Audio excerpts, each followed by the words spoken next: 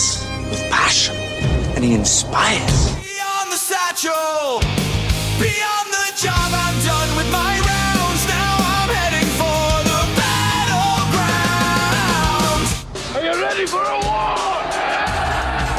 Scream our battle cry, and echo it across the land. Hey guys, welcome back. We got a special guest here tonight. We're gonna ask him a little questions about the Letter Carrier Political Fund. See what his mindset is. You guys know him. Some of you guys call him the assassin, one of the dogs of war, the lion. You know, it's a whole bunch of other stuff you call him. But I know this guy once. I listen to him on the route. I get fired up every time I hear him. He got me telling the carriers in my office, let's go motherfuckering. So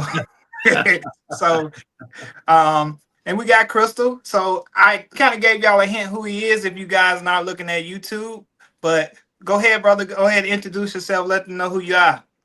Yeah, Corey Walton. I'm a city letter carrier in Nashville, Tennessee, and I do a little podcast called From 8 Arbitration. And I'm currently running for executive vice president with a concerned letter carrier slate. So how long did you say you've been carrying, Corey? I've been carrying for about 34 years. 34? I started as a TE in 92 and was carrying, doing collections at that time. I was doing working there as well as the jail. I was working at the jail at night and a TE during the day, and did that for about 5 years, and then finally left there, went full time, and been doing that ever since. Okay. Well, Corey, just to let you know, you've been carrying mail as long as I've been alive. So I was in diapers. I'm 35, so. And I feel it. I've been alive. I look it, and I feel it. Hey, when I heard that 34, I was like, damn, I'm counting on my hands over here. I wish y'all could see my facial expression. So I mean, throughout I've been here 5 years in the post office, started off as CCA.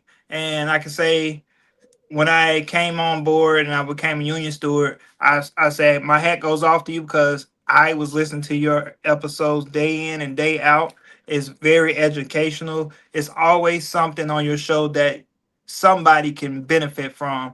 And you, amongst other members and the brothers and sisters in the union, I guess I want to say inspired me and Crystal to do this show because we looked around and we was listening. I'm like, we bouncing ideas off each other. I'm like, you know what? Nobody does nothing on the political side of things. And Yeah, I said, maybe we should do it. And we're both the political coordinators in our branch. And, you know, we try our best, our damnedest to grow our numbers and educate members outside our branch and within. So we got a couple questions we're going to fire off at you. Then feel free to, you know, be the dogs of one and the dogs of war. We want to hear it. I'll jump in there, brother. Give it to me. All right, let's go, Crystal. All right, well, let's start you off with this one. So, in your opinion, how can the NALC build stronger relationships with members of Congress from both parties to protect the post office? Yeah, well, we are not doing well. When we get into these bills you're going to talk about, you'll see what I'm talking about. We do not do well for some reason, especially with Republicans. We do terrible. And I've always said, how can you not sell us to everybody? And I think that one of the main issues, and if you listen to my podcast at all lately, talk about who controls the narrative to the public. And the Postal Service right now controls the narrative to the public. You know, if you ask anybody, people on my route will come out and say, man, I hope y'all going to be around, because they're controlling the narrative. We've got to get that back. And we have to get into the public and tell them who we are, how important we are, the issues that we have going on. When you hear the stats on, you talking about crimes against city letter carriers, you hear the stats on that, they're mind-boggling. And I believe that we do a terrible job of getting to the public because the public votes. And so I can go talk to somebody all day long about the importance of us. When the voters start talking about the importance of us, that's different.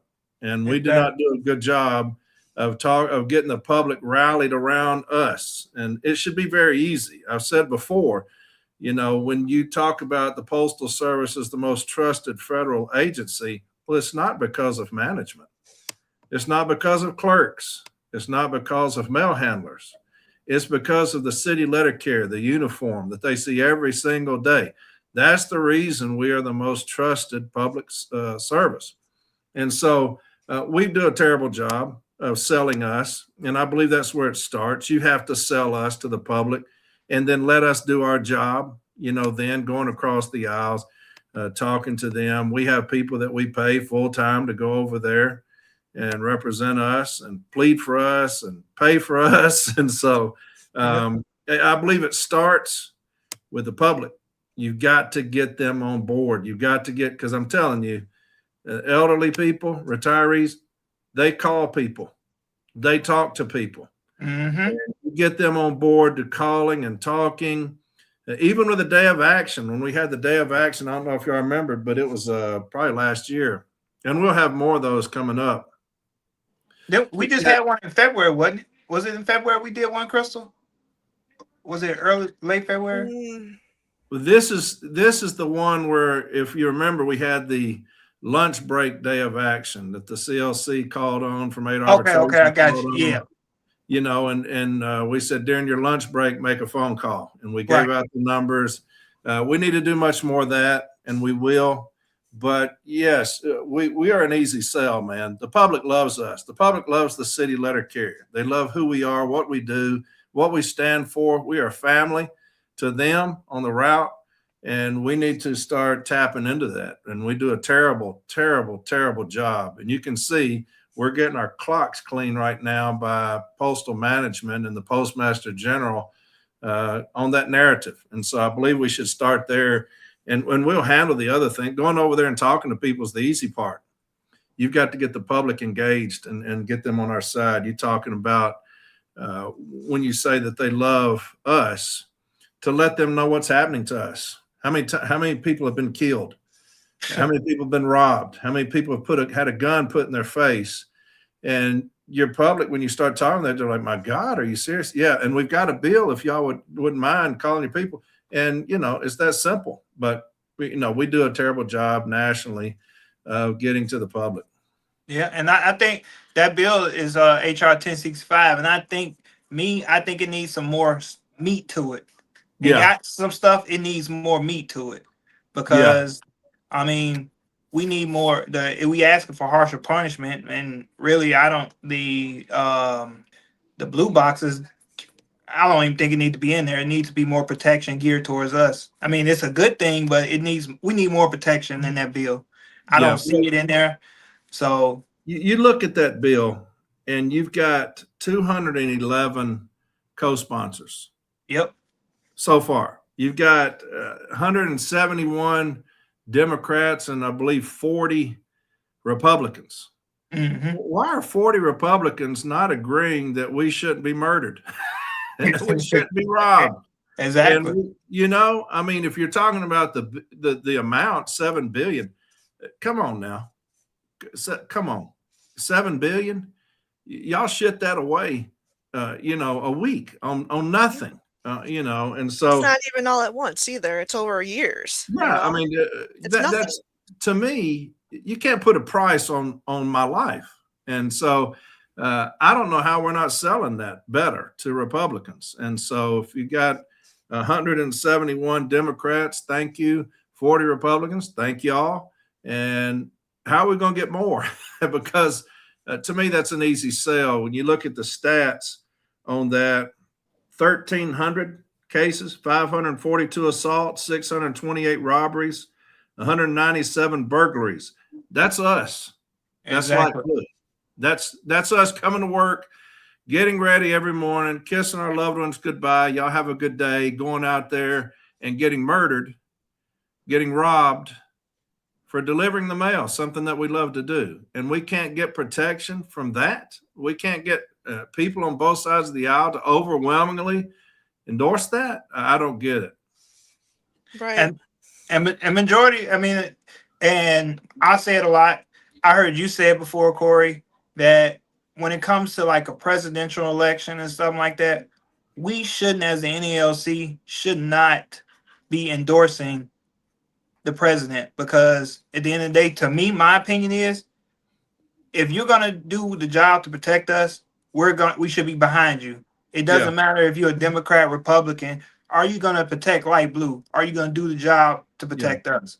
Well, I've always said, and this is just my opinion, but if we're going to say, and we went to the convention, it may have been Boston. If I'm wrong, correct me. But if y'all went, I don't know. But you had a video up there about January 6th and the overtaking of the Capitol. And I'm thinking, what does that have to do with city letter carriers? And so, to me, you're ostracizing a part of your membership. If my dues are important, don't ostracize me, whoever it is. Exactly. If you're going to say that now we're only going to collect dues from Democrats, well, then do that. Then say, hey, we don't want your dues if you don't vote like we do. If you're going to say we're going to do all these things against your party, now, if you don't mind, if you could donate to the COLSEP or whatever it's called, Political Action Fund, if you could donate to that, that's a hard damn sell. You know, I'm going to sit there and say, hey, I know they're trashing the shit out of one side, but do you mind if, you donate $5 a pay period or $10 a pay period? I just don't agree with that. Let people make their decisions, educated decisions. I understand.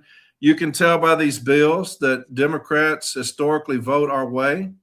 And so we need to continue, courting them. But we've got to do better.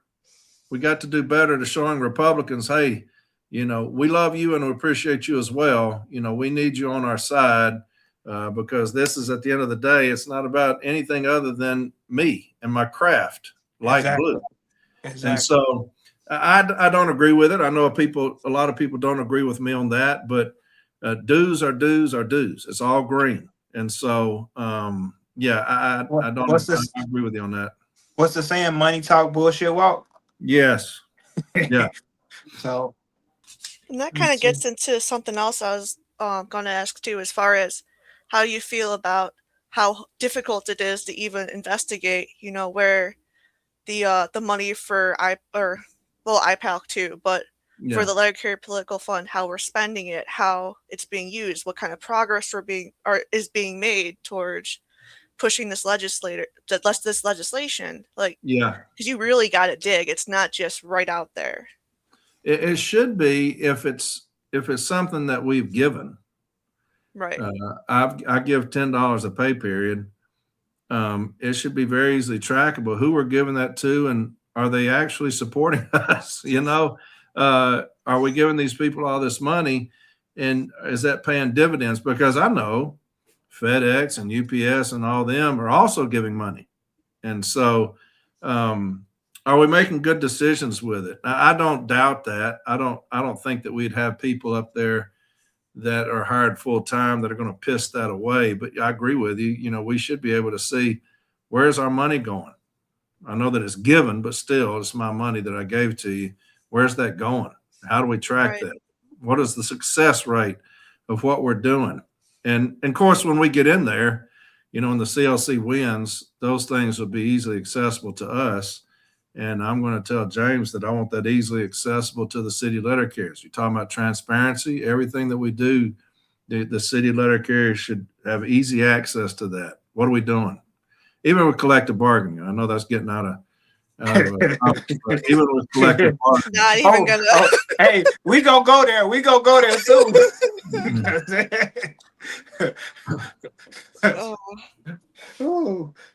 Because I just hope like hell we don't go back through the same stuff we went through last year, and but yeah, that's a whole nother topic there. I got all the time y'all want, baby. I got all the time y'all want. Because man, when I tell you, I got 5 kids and a wife. I'm the breadwinner in the household. So for me to hear 1.3, and then I'm adding in my head, like, what? So now, I'm glad my wife, my hat goes off to her for because she homeschools the kids and stuff like that. And budgeting stuff, that's her forte. When I Yeah. say, hey, down to the T, down to the Y, everything's paid. And then we have to, once you hear that, you as me for like speaking on my behalf, you hear that what the raise is and the amount of work we do, and then we're out there getting attacked, robbed. We got to deal with management threatening our jobs. We're dealing with sometimes we got irate customers we got to deal with, dog bites, all Yeah. types of stuff, injuries, and and you got to sit there carry that's making the bare minimum. That makes people want to go find somewhere else, maybe go to the competition. And I Yeah. don't see why the post office not understanding that, hey, in order to get good results, you need to take care of your people. Yeah. Because if you're taking care of your people, they're gonna take care of you. They're gonna take care of the business. They're gonna do what they got to do for you. And half the time, I mean, the amount of money they spending, get rid of some of these damn managers that's sitting on their ass all day. I think that's coming. So, Crystal's probably gonna get ready to ask you another question. I'm gonna ask you one real quick. So I'm looking at Congress.gov right now, and you're in Tennessee, correct? Yeah. So in Tennessee, you currently have one representative that signed on to HR 1065. Yep. What would be your main focus out of your state? Because I know as the executive vice president, you have to deal with everybody, but Yeah. for your state, what would be your game plan to get more than just one representative on? Yeah, and this state is tough because when you talk about Republicans and Yeah. Democrats, we're all Republicans here. You got Marsha Blackburn and Haggerty, and then you got the Harshberger, Burchett, Fleischman, the Desjardins, and all these. You got to get in there, man, and like I said, regardless if it's a red state, blue state, customers love us. Exactly. It doesn't matter what state you're in. You've got to get them involved. I'll always go back to that. I've talked with Marsha Blackburn, I don't know how many times, about us, about the city letter carrier, about things that affect us, emails all the time. And so, but yes, you got to get the public involved, and that will start chipping away at some of these Republicans that think, well, union, not going to do it, not going to discuss it, not going to deal with it, don't care. They care about those votes. And so, but if Congress.gov is a great site, it's a great site. It will tell you every state, how many people have signed on to different things. If anybody wants to know about your state, that's a great one. But yeah, I saw that too. We got one. We suck. Of course, we have two, but we've got one. Well, I mean, I was born in Chicago, raised. Crystal hate when I say Mississippi, but I was raised in Mississippi, so hey, I know how it is. I got family that lives down there that carries mail, and one of my he does the same thing I'm doing with the political side, and he said, "Man, it's hard, it's tough. I don't know how you do it up there," but I'm like, so it is. It's really tough, and but when you have people doing it full time, there's some very skilled people that deal with that. Even coming on board, you got David Groskopf, maybe the most skilled I've seen. You need to sick somebody like that on that is a bulldog on that kind of stuff. But we have people that, some of our AFL-CIO delegates are very skilled at that. And so I'm not really concerned about it. I think you tackle the public first, get involvement and get interest. And then, once you can do this full time and, you don't deliver mail for a living and you're able to go sit with people and say, hey, I'm the one who's been calling you all the time. Right. And, but yeah, some of these states are an uphill climb. You've seen that a lot of states have one. Yeah. I think California has the most. New York is second. And so, of course, those are highly populated places, but they also, a lot of Democrats there. But heavy Yeah. Democratic area. Yeah. And I mean, you kind of touched on one of the questions. You always mention you're going to send the dogs of war into the stations. We was Mhm. going to ask you, would you form a team, which we know the NLC already have it, would you form a team and send something similar like the dogs of war into Capitol Hill to try to help get that going? James and I already got that going. Okay. We've got names. Now there are some that are current that can't be talked about because, you know, Right. Renfro will fire them. Exactly. But there are some that are extremely, extremely gifted that have reached out to us and said, hey, look, you know, the word is y'all are coming in. We would love to be able to. And we're like, hell yeah. You know, we'd be foolish not to use your expertise.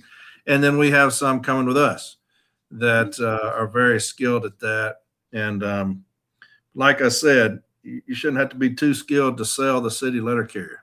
Right. You know? Especially if you picked up a satchel and carried it, you know exactly what we go through. Yeah. But I believe also going back to the public, you know, a good commercial we make a ton of fucking money at the NALC. And so have somebody come in that is skilled at that and have a great commercial, put it on a good time slot of who we are, what we do, showing us to the public, showing us delivering mail to the elderly and talking to them and the kids and the dogs and playing and whatnot. Everything we do day in, day out. Continue to, I mean, you got to start taking back over the narrative. You know, Exactly. we're getting beat down right now with we're broke and this and that, and we're going to do rallies talking about we want more pay, and it makes us look, you know, like we're greedy, and because we've not done a good job of getting out there. But I believe a good commercial and a good time slot, who we are, what we do, and start building on that, start having days of action, start flooding these places with the city letter carrier. And we don't do that. I don't understand it. These bills are important or else they wouldn't be sent up there. You're talking about the anti-privatization like you was talking about. You got 6-day delivery. You got door-to-door delivery, maintaining that. You know, all these bills that we have up there, we should be pummeling these places with us, who we are, what we do. And, you know, I don't know the mindset up there. I'm not up there, but those are things. But James and I are already putting those teams together on paper, and those that have reached out, those that we will go to. And so, yeah, that'll be handled. Okay, cool. Yeah, because even with, I mean, nowadays you go on social media, look on Facebook, and you've got all this stuff coming through your feed. Post office is going broke. We're going to be gone next year. And it's like, well, everywhere. where's the stuff that's, you know, saying, hey, they're doing a great job out there. Hey, they're fighting. Yeah. You know? And your customers, like I said, my customers come out all the time to me and are talking about it. You know, man, we hope y'all going to be around. I'm like, look, don't listen to that shit. You know, but all they hear is that. Right. They don't hear our side because we're not out there. I don't know why my president's not out there or why he's not done that. And, you know, he may have a good reason. I don't know what it would be, but he may have a good reason for it. I'm not sure. Corey, I've been around 5 years, and he been in since I've been there. Well, no, Orlando left when I came 2021. He was still the president, correct? Yeah. So since Brian got in there, I haven't seen shit. I'm just saying. Yeah. And I came from Teamsters. I have a different mindset of how stuff supposed to be done. So yeah. Well, you want your leader to lead. You want your leader to be up front, not in the back. Yeah. And you want them to be visible. And so, he, like I said the other day, he's not a leader, but he's what we got right now. Right. Gotta make the best of it, right? Yeah. Well, yeah, we're trying. Well, Okay. you know, we, like you just said, we have the president that's in the back end. The city letter carriers, we're fighting more because I'm hearing new podcasts day in and day out of us educating. Like I said, me and Crystal started because of you and many others. Yeah. And hearing it, like, okay, you educating on grievance handling, somebody educating on how to do the job and reading the contract. And then I was like, oh, shoot, let's do the political side of things, because if every member is educated, how easier would the letter carrier job be, from dealing with management bullshit on the floor, and dealing with knowing how to talk to the customers when it comes to stuff like, hey, the post office is about to go broke, is it? Now you can dish out all this information to the customers, like, for real. And then I always hit my customers with, do me a favor, call a congressman, call your senator, call up to Washington for them, and tell them, hey, I don't want you to mess with my letter carrier. Yeah. So Yeah, but and that's the great thing about all of this, Ken, is that, you know, you start out educating, you get other podcasts educating, and now you got y'all talking about, hey, these are the political issues that we're dealing with, and you got other people coming out, hey, this is going to be all about M documents, and then this is going to be all about arbitrations. And so the city letter carrier has filled the void that we've had for so long about gatekeeping.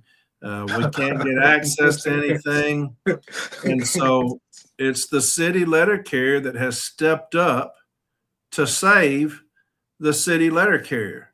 And it's unlike anything we've ever seen. This movement is unlike anything that's ever happened before. And so it's the city letter carrier saying, hey, enough is enough of my agent failing us. We're going to take it upon ourselves to cover every facet, whether it's education or political issues, arbitration issues, you know, and so it's a beautiful thing. I'm glad that I'm here during this time and could have just a small part in it. And when we look back on it, we'll be like, hey, I remember when the city letter carrier finally stood up against the agency and said enough is enough of not doing your damn job.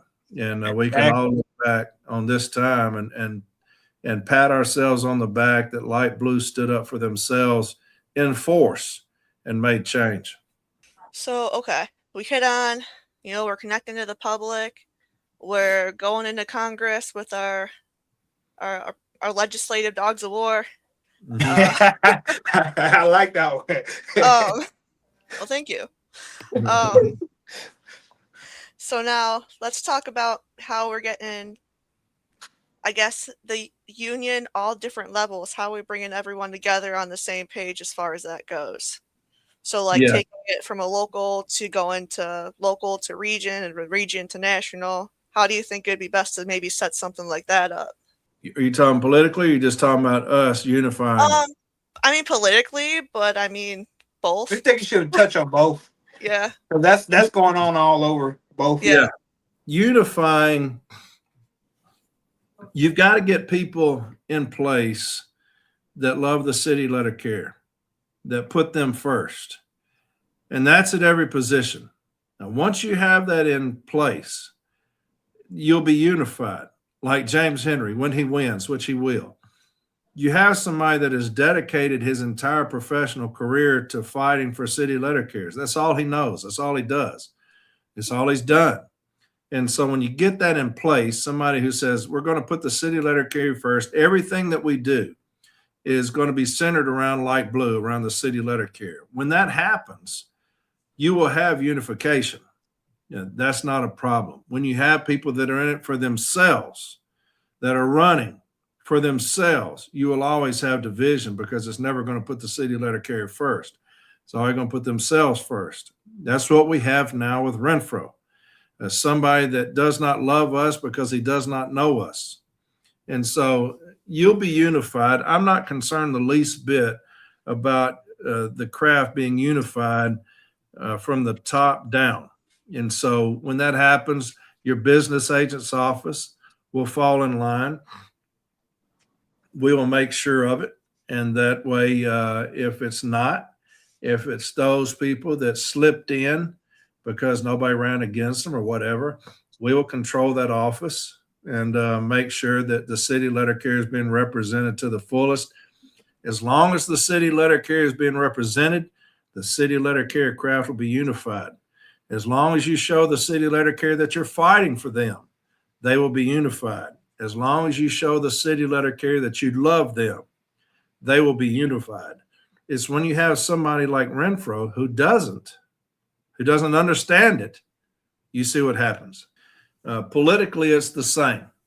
You have a president who understands it, who doesn't hide that, because how much have y'all seen really of your president coming out someplace and talking about the things that are important to us? He'll do it at a rap session. He'll talk about it, but shouldn't it be good to have like a nationwide Zoom periodically to give an update to the city letter carriers to say, hey, look, these are the things that are important to us right now. We need some action. I've not seen that from my president. Maybe he's done it. I've not seen it. But once you get the craft unified, it's much easier to sell them to go charge. Say, hey, get behind me. We're going charging. As you say, we're going motherfuckering. That's when you do that, is when you get the city letter carrier sold on you. We finally have a leader. We finally have somebody that loves us, that puts us first, that's fighting for us every step of the way. So when they come calling, we're going to be there. And like I said, pull up, baby. We're going motherfucker. And that's what I'm talking about. Mm-hmm. When you have somebody that you can get behind, nobody can get behind Renfro because he's cowardly and he doesn't unify. He divides because he's of his cowardice. And so James is the opposite of that. He's a great leader. When you talk to him, he's a great leader. So when he says something, it's easy to get behind that. And a unified craft will do that. You saw in the TA how that worked out. That's the city letter carrier unifying themselves for one common goal, to shoot down the TA. And they showed up in spades and, shot that down 71%. And so it's the same model. You have a great leader that shows the craft he's fighting for them, and he's going to do everything humanly possible to protect them, and they will do the same. They will do the same. Yeah, I'll tell you what, when I saw that TA got voted down, chills. That's just absolutely amazing. Same way, because unfortunately it didn't pan out at the end, but but we did our part. Yeah, we did our exactly. part. But I'm the same way. We were fingers crossed. We did everything that we could to educate. National seriously thought that they would win it. It would be close. They said, it'll be a narrow margin. What we're seeing will be narrow margin. And they did not see us coming. They did not see us coming. And it's going to be the same way in this vote coming up, this presidential vote. They will not see us coming. So many people talking about dividing, splitting the vote. Blah. I'm telling you, they will not see us coming again. They don't understand this movement. They don't understand what's going on, that light blue has decided to take back over this union.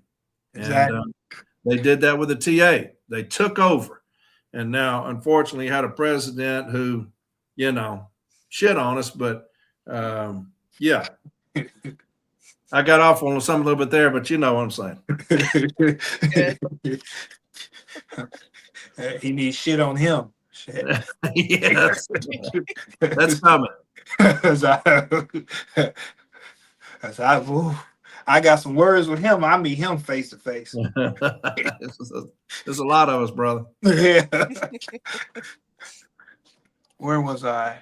Oh, I was in because I got a family member that lives in Basefield, and they carry mail. So, and he said, I asked him, said, how you liking what your president doing? He looked at me and said that motherfucker ain't touched no mail since I've been here, and I've been here longer than him. Yeah. And I said, well, he might come back. He said, no, he's going into management. I just know that. He turned his back on us. Yeah, he'll go into something legislatively or over across the street. Yeah. Yeah. And he's losing. People think that the vote's going to be split and let him get in. Not happening. Yeah. And not happening. And a couple of the carriers in their office said the saying my grandfather used to say, a Southern boy know how to get down in the mud and get dirty and get down with his people. Yeah. They said he too busy standing up polishing his shoes. Yeah. So Crystal, you got another question? Because Corey already answered it. I'm good, ain't I? Yeah, look. I'm answering questions before they even get asked. That's fine, man. I'd rather have it come naturally than just us doing, okay, checkbox 1, checkbox 2. That Yeah. sucks. That is I not just, fun at all. I just talk about everything. Eventually, I'll hit what you're going to talk about.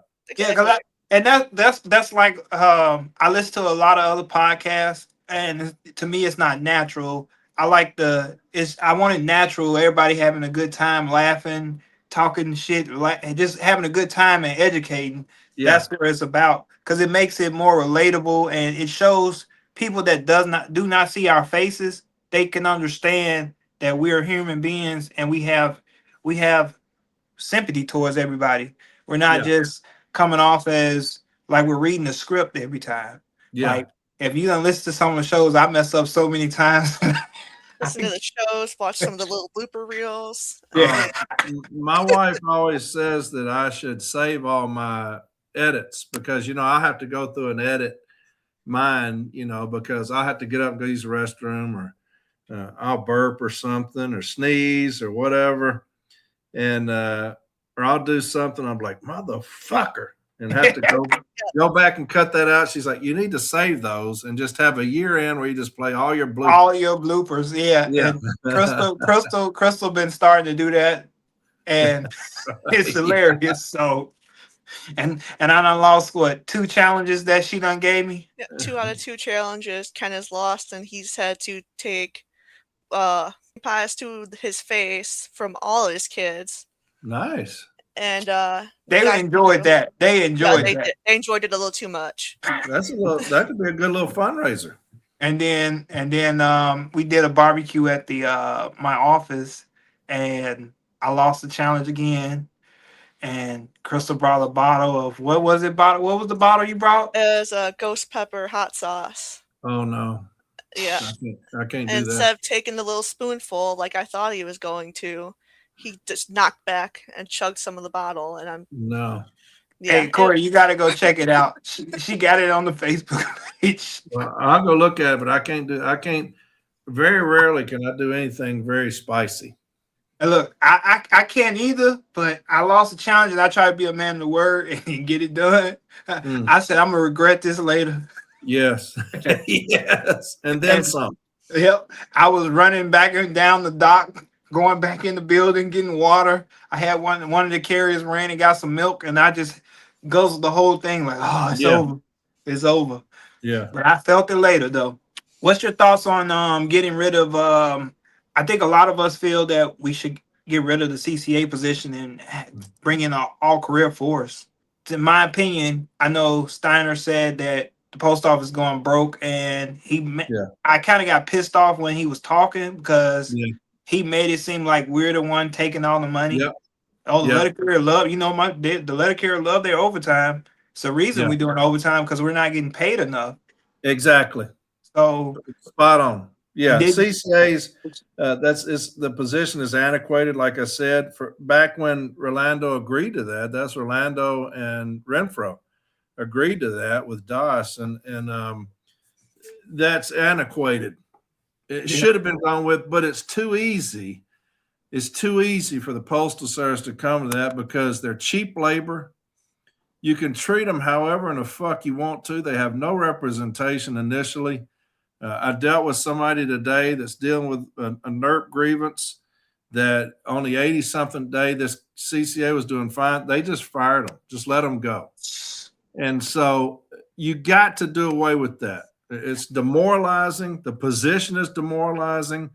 You're going to sell somebody on paying them less than I can make at McDonald's. You have no representation. We're going to work the absolute shit out of you from the time you arrive. Your schedule may be 7 today, noon tomorrow, 9 the next day.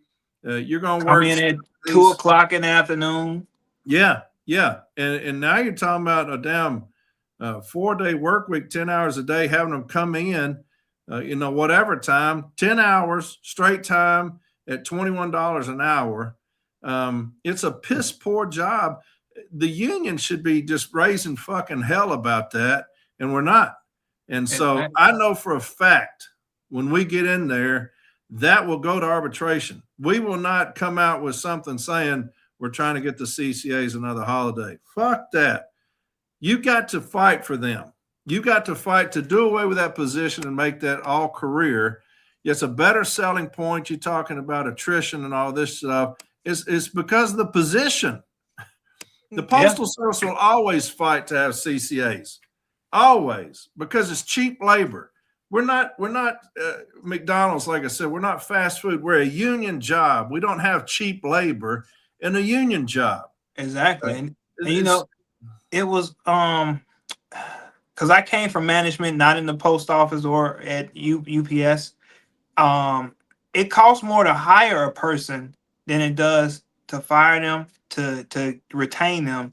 It's cheaper to retain them than to fire them, because now you done spent, let's say, just throw a number out there, $10,000 on eight CCAs, and we got to train them. Yeah, you got to pay the OJI trainer, you got to pay the driver instructor to train them, and you paying them as well. You got to pay them to go through Carrier Academy. You got to train. You got to pay the carrier instructors. How much money is that you spending on that one person, and that you could have did that and kept that same person and retained them and got your investment back and made more money? Yeah. But you decide, oh, I'm gonna wait till I had your same incident. I had a carrier made it to 80, was it 85 or 89, and they let her go. Yeah. And I looked at them like, I was pissed. I almost got put on EP then. I was pissed. I'm like, come on. And she didn't give nobody no issues, no problems, no nothing. So, and to me as a union steward, that pissed me off because I can't really do what I want to do to help. And the only thing I know I can do is the damn NERF program. I don't really like it. I think it's shit because it's not. If that's the case, you should have just said, all right, we don't want this. We're going to give you full representation from day one, not waiting till you're 90 days in. Yeah, it's one of those things that it's the line in the sand, you know, CCA position, all career workforce. Those are lines in the sand. You know, I thought we had that with Renfro when he was talking about it. I was excited about that. Still going to vote him out, but I was like, you know, finally he's being presidential, defending every single person. An injured one is an injured all. So you have a CCA craft that's antiquated, which should have been done away with. The Postal Service will always fight for that because, like I said, it's cheap labor, and we should have said we don't entertain cheap labor. So we're going after that, and we didn't. But when we get in there, that's something I assure you will force us to arbitration. And that's one of the things that will be initially on the table. Got to do away with the CCA craft, got to go to an all-career workforce. They say that can't happen. So, well, we can wait all these days until we need to go to arbitration, but we're going to arbitration on that. You know, that's one of the things that we will go to arbitration for. I can assure you that. I give you my word on that. It's cheap labor, but it's not sustainable at all. You know, no, it's killed us. It's killed us. It's gotta be, this job has gotta be looked at as a career job, or else they're not gonna stay. It ain't worth it for what they're paying the CCAs. I'm straight up. If I was a CCA, I didn't have this time in, I would have been gone already. Yeah, it's the worst thing that's ever happened to us. Besides Renfro, it's the CCA position. Had to sneak that in there, huh? Right. Hey, if he didn't, I was gonna say it. Yeah, you can correct me, Holmes. So the you know, if that kind of, we have, it's a bill out there, HR 1522, the Federal Retirement Fairness Act. Mm-hmm. That could possibly be, I think, if we was able to negotiate that into the contract, where we can go ahead and we don't need an act of Congress, the post office somehow give us our time that we served in a non-career status back. Yeah. I think that would help out as well too, because like I served 2 years, 2 years as a non-career. Crystal, I'm not talking to you because she only did like 3 days of non-career. I did a year. Yeah. A year. That's funny that you're talking about that, because we were talking about that on break today. Me and the carriers that go on break with me were talking about that very thing, how much time we would get back, because I'd get back my TE time. Yeah. Which would be 2 more years. And so that would be 36 years. And then I don't know if I was a rural carrier in the late 80s. Hopefully I get that back. I spent a little bit of time as a clerk. I may get that back. And so, yes, that's a huge bill for me because that's a lot of time that would come back to me. But a lot of people in my station, get with a lot of tenure, go back to the TE days. And so they are definitely interested in that one as well because they'd be getting that time back. But that's a critical one as well. There's a lot up there that's critical, but that one right there, because you're talking about getting time back that you worked that you're getting no credit for. Yeah. And so, yeah, that'd be a great one. All right. Crystal, that's the houndly. That's your hound dog? Oh, that's Corey. That's mine. Always gotta have one of them making an appearance. Yeah. It's all Corey. It never fails. It never fails. We always have a dog pop up on the show. So we gotta always have a dog in the fight. So we got he sees somebody walking down the street, I'm sure. Yep. And he'll give him hell inside the house. You open up that door, he'll go back to the room. I love mine to death. But man, when I tell you they love my kids more than me. Yeah. I could be play fighting with the boys and they looking at me like, what are you doing? No. Like they ready to get me. It's like, okay, they're gonna back off. They're gonna protect them babies, and you see that on the route too. Mm-hmm. Them kids come outside and you're like, oh, shut that door now before that dog comes out. Right, I don't want the dog. That dog's gonna protect that child. Yeah.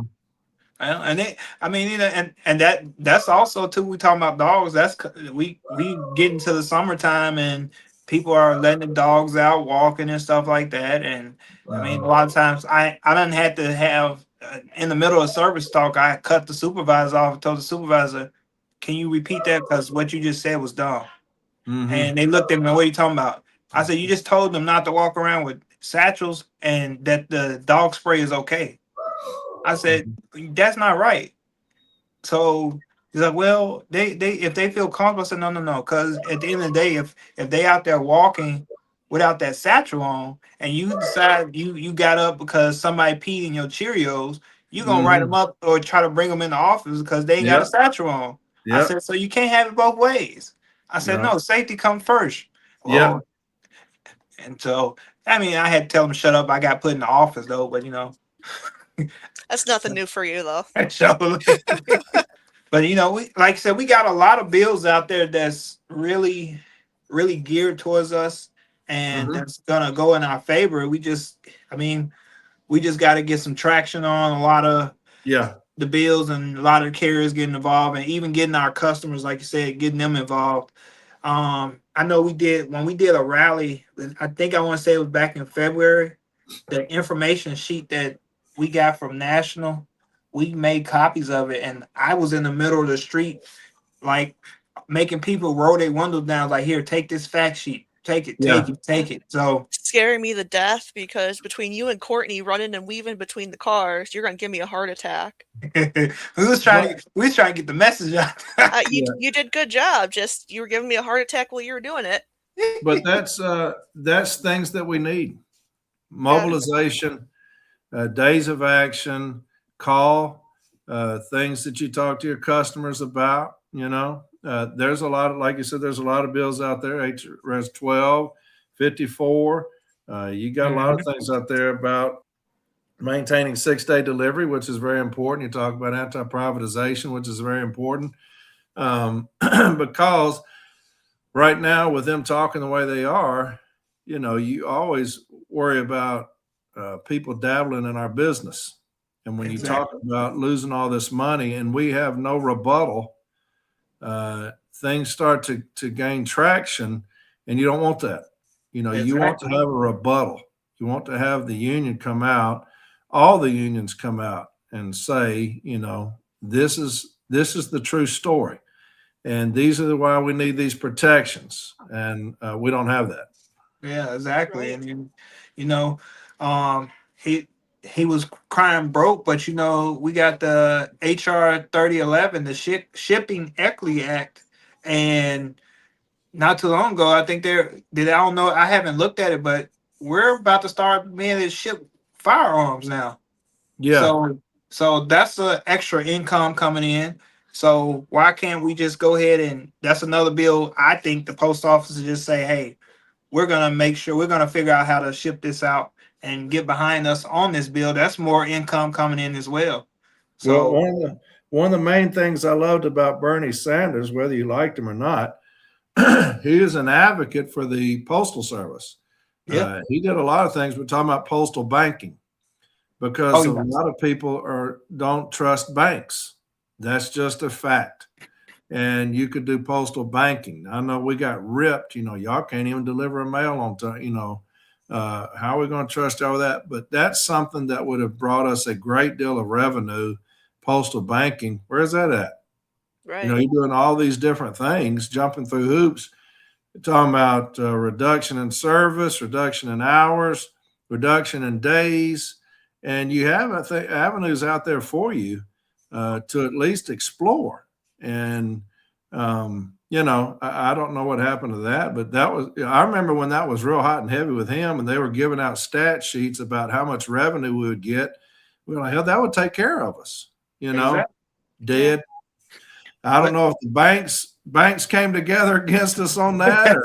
They outspent us on that probably because banks we don't want to lose business. Well, they're not doing business with you anyway. That's the reason we're talking about doing postal banking because those people they don't have banks. They don't do banking.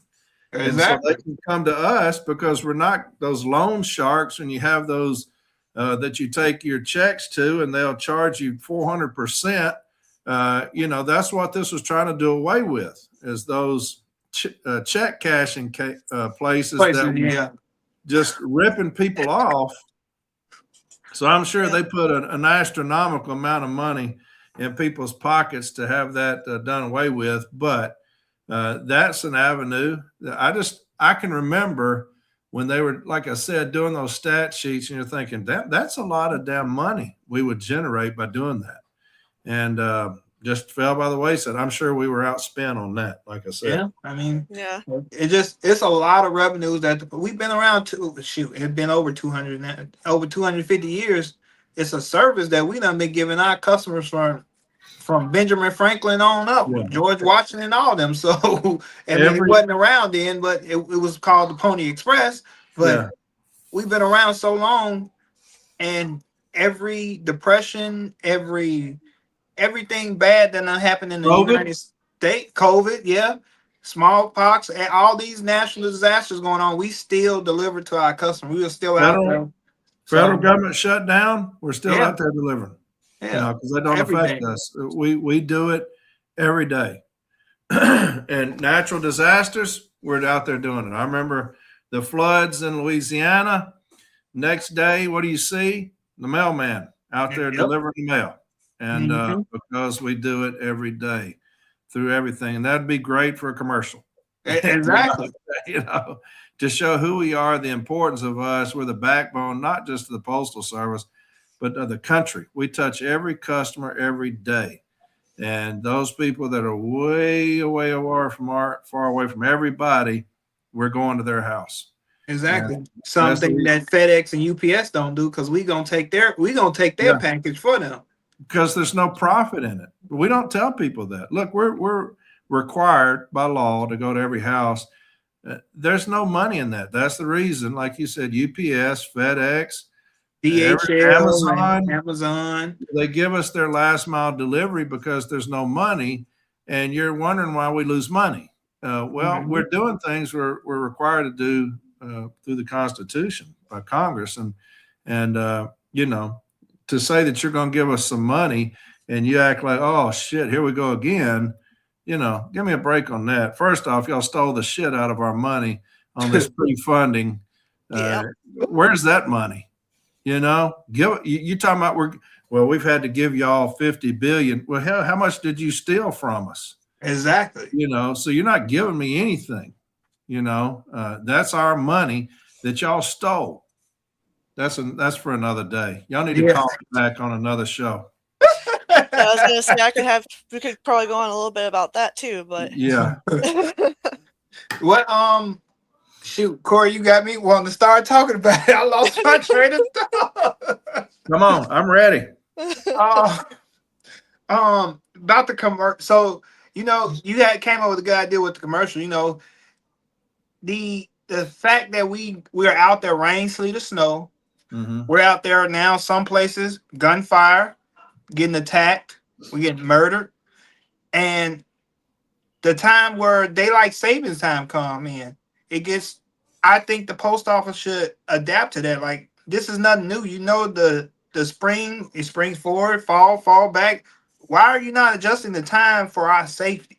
I mean I think that should be a bill, a major bill out there, probably incorporating to the protect our letter carriers. Because here, let's see, 4:30. If I get extra or swing or pivot, whatever we call it out there, if I'm not done with my route by 4 or 4:30, that's what I'm in complete darkness. I'm in darkness and I got to pop a headlight on. So now I'm walking, wondering like, oh, I heard a twig snap. What's that behind me? I don't know. You know, that's one thing. Adapt with our safety. Okay, I know this region, it gets dark this time. Everybody in this area, time is getting pushed up. Bring them in earlier so they can get off the street before it gets dark. That helps a lot. What are you going to do when we go to 4 10-hour days? Yeah. There are those that are telling me that he's already agreed to that. That's what are you I going to really do? hope not. Oh, you're asking me what I'm going to do? You know, I mean, we're talking about safety issues with the heat and darkness. We're talking. We just got finished talking about how many of us are being robbed and murdered, and you're intentionally putting us out there in the worst part of the day. Exactly. 10-hour days, straight time rate. Nobody has thought about the city letter carrier when you say that. Nobody. Yeah.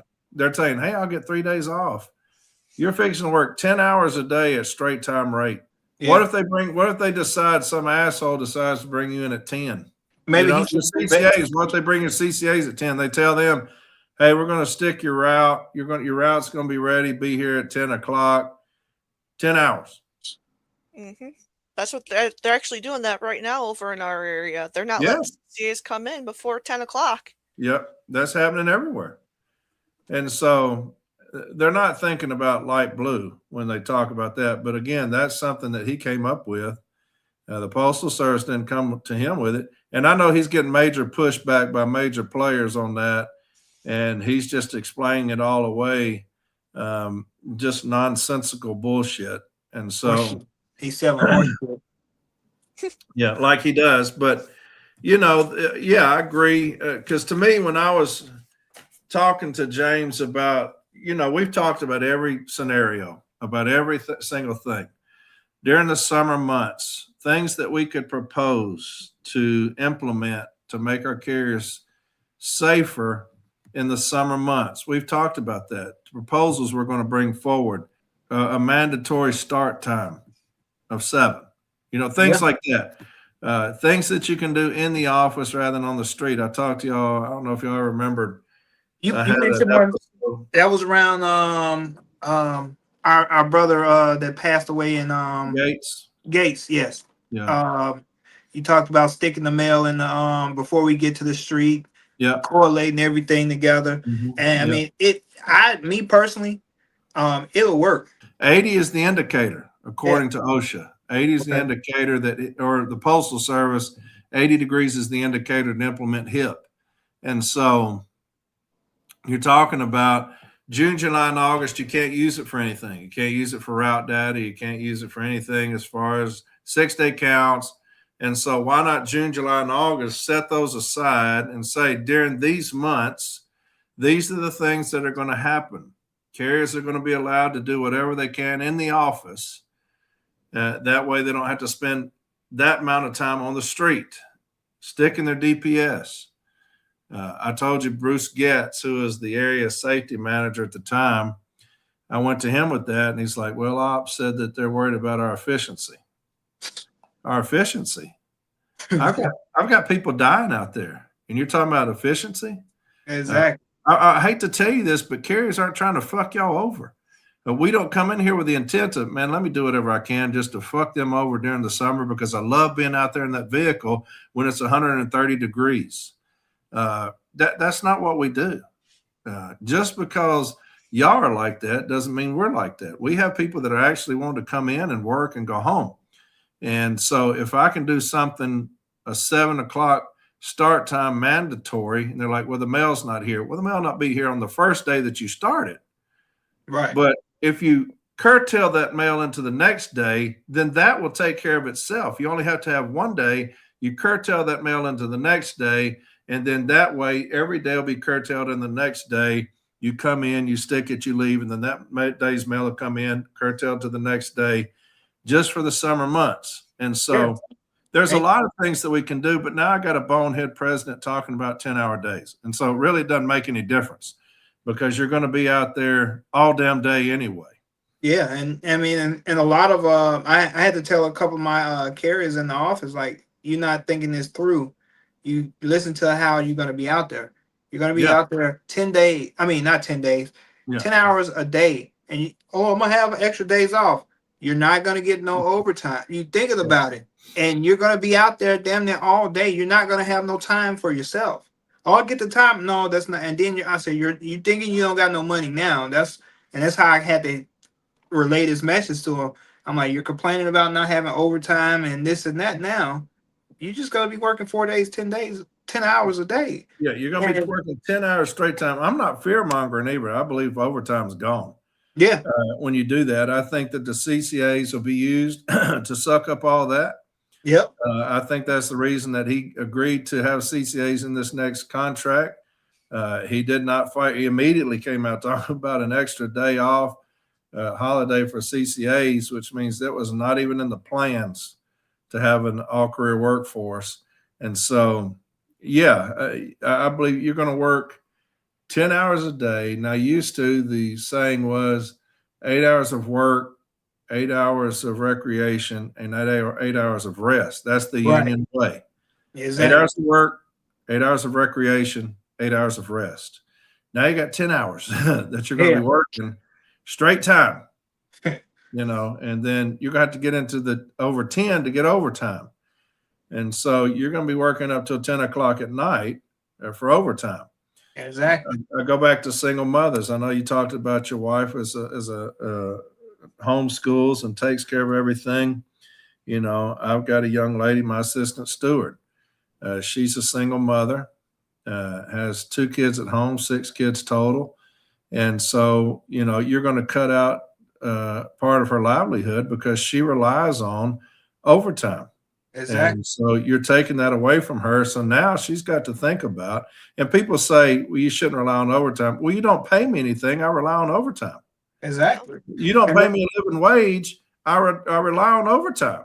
That's what happens when you don't pay me enough to survive, is I have to use overtime, time and a half, to compensate for you not paying me a living wage at a union job. Exactly. So now you're going to tell me that you're going to work me 10 hours a day, straight time, and have all these CCAs. What is she going to do? Exactly. And I know it's carriers out there that done picked up a second job because, like, I think they up north. I don't know about. I only can speak for my station and what I hear from others, but they did some type of mass hiring of CCAs, and it's literally no overtime. I got CCAs pulling up on me saying, "Hey, they sent me to get 2 swings from you." I'm like, "Dang, it's not even 4 o'clock yet." Yeah. Well, we're going to be like firemen. Firemen, they work, and then on their days off, they cut grass. They do that. That's what you're going to have. You're going to have working 4 days at the post office that'll have your insurance. And then 3 days, you're going to have to go work somewhere else because the post office isn't paying you a living wage. And my dumbass president isn't fighting for one. Exactly. And so, it's he can't be gone soon enough. I'm telling you. He don't know. I don't know how much y'all gas is down that way, but gas prices going up. Everything's going up. I mean, it's our wages not going up. You got carriers that can't pay their bills. They're living in their cars. They're staying with friends. I mean, they're sleeping on the street, but these are people that come to work every day, do the job, and trying to make a living. And what we get all our paycheck, hell, that's nothing. That's nickels and dimes. Yeah. Well, hell, we're having to do GoFundMe's to get people transportation. We just did the food drive. It's like you turn around, carriers that were collecting food are going to have to turn around and get the food from the food banks for themselves. They're trying to get by. Badmouth Morris, I put up a GoFundMe for him because he didn't have transportation. Right. They try to get him a truck. You know, that's hard times. You know, people's vehicles break down. You're like, how am I going to fix it? Am I going to fix my vehicle? Or am I going to pay my bills? Or am I going to get food for my kids? That's the position we're in right now with the Postal Service because we didn't fight for a living wage when we had an opportunity to.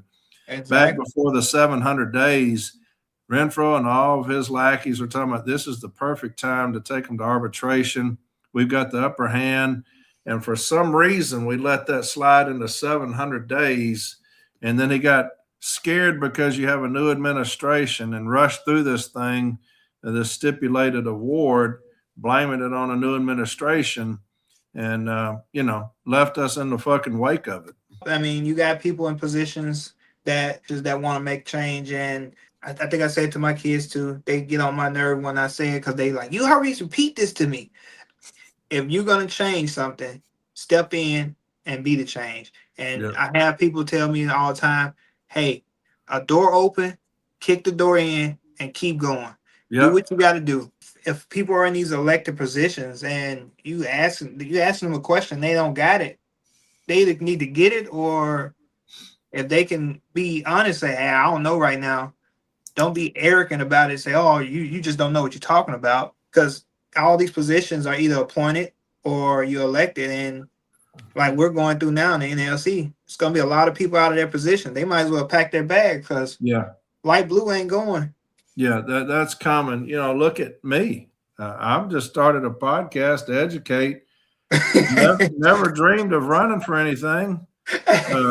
Never aspired to, never cared to, had no interest in anything except, delivering my route and retiring in 6 years and get talked into doing a podcast, and hell, I'm running for EVP. So, you never know. I said, I'm listening to your shows, man. I'm like, wait a minute. I remember when Corey said, I'm not getting into it. I'm not doing it. I want to do my podcast. And then I think one episode you got pissed. I said, oh man, they got him pissed now.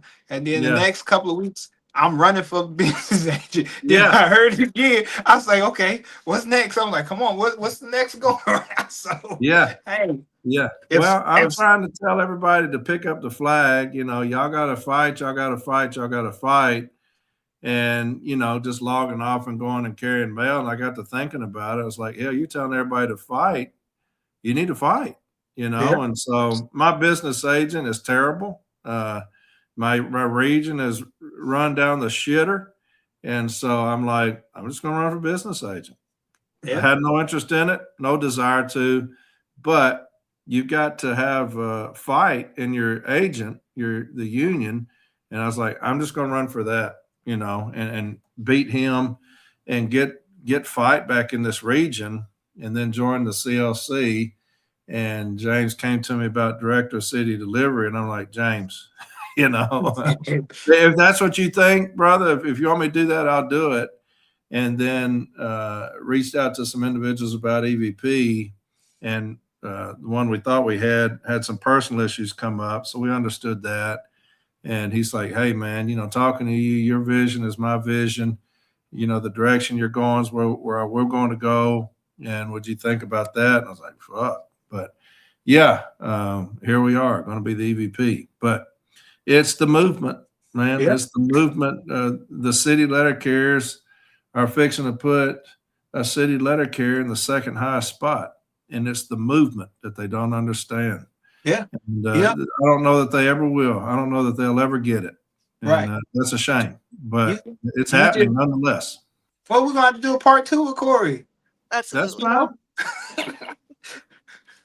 That's fine. You do a part 2, part 3, whatever. We be out. Look, like you said, we talk all day. I can do that. Y'all know me. Uh-huh. Oh yeah, between you and Ken, I mean, I wouldn't even need to be here. Yeah. But all right, here, Mr. Walton, what do you do beyond the satchel when you're kicking back and relaxing? And This is honestly what I do every day of my life. I'll work, deliver mail, I'll come home, take a shower, I'll eat, and my wife and I will lay on the couch and we'll watch whatever show she's into. That is me 7 days a week. That's it. Now we'll go out and we'll go shopping, we'll go eating. We like to do that. Go to a movie every once in a while. And I have a grandson. Whatever he does at school, I'll make sure that I go to that. He plays football and he's in the band and he's in drama. And so I'll always go to those things whenever he's doing that because he's the light of my life. And but as far as me, it's me and my wife chilling on the couch watching a show. I don't go out. I don't party. I don't drink. I don't hang out. I'm old. And I stay at the house on the couch. Sorry. Dang, I guess You know what? I'm too old for that shit too. It's all good. I guess I'm old too because I sit back. If I'm not talking on the podcast or looking at some grievances work, I'm probably sitting on the couch messing with the kids or something like that. Yeah. So, but that's what I do. I'm good and boring. Okay, that's sometimes a good thing. Yeah. That's a great thing. All right. Well, Corey, thanks for coming on and talking to us. Absolutely.